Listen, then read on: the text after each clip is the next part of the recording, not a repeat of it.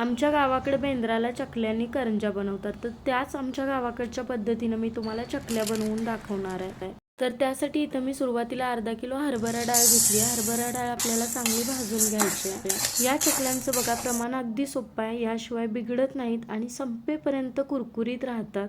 डाळ इथं मी व्यवस्थित भाजून घेतली. हलके हलके डाग आले की मी परातीमध्ये काढली. आता प्रमाण बघा, अर्धा किलो डाळीसाठी 1 किलो तांदूळ घ्यायचा. हे अगदी परफेक्ट प्रमाण आहे. अर्धा किलो डाळीसाठी 1 किलो तांदूळ घ्या. थोडे तांदूळ भाजत आले की यामध्येच मी ओवा आणि जिरे घालून परत तांदूळ भाजून घेणार आहे. म्हणजे तांदळासोबतच ओवा आणि जिरे सुद्धा भाजून निघतील. तांदळाचा खमंग वास सुटेपर्यंत आणि हलके डाग येईपर्यंत भाजून घ्यायचे. बघा असे तांदूळ भाजून घ्या. तर तांदूळ सुद्धा व्यवस्थित भाजून घेतलेत मी. आता हे सुद्धा मी डाळीवरती काढले. गरम असल्यामुळे मी उलटण्यानेच मिक्स करून घेतला आणि पूर्णपणे डाळ तांदूळ थंड झाल्यावरतीच गिरणीवरून दळून आणायचं. तर मी तांदळावरतीच डाळ घातली होती आणि एकदम बारीक दळून आणायचं. आता या दळून आणलेल्या पिठापैकी मी 4 वाटी पीठ घेतलं. आता यामध्ये बडीशेप, पांढरे तीळ आणि थोडासा ओवा घातलाय.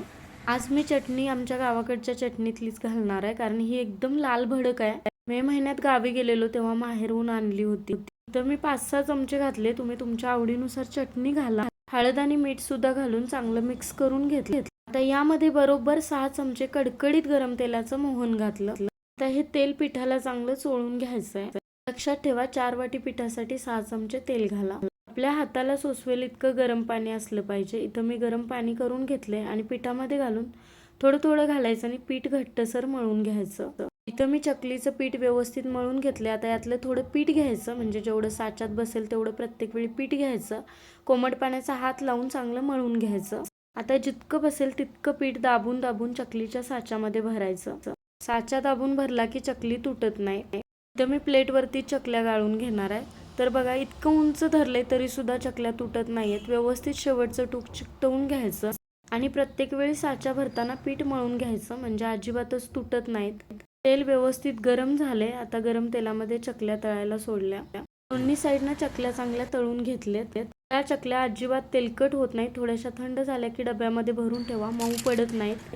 एकदम मस्त खमंग कुरकुरीत अशा चकल्या झाल्या. तुम्ही सुद्धा नक्की ट्राय करा आणि अजून रेसिपीज बघण्यासाठी फॉलो करायला तेवढं विसरू नका.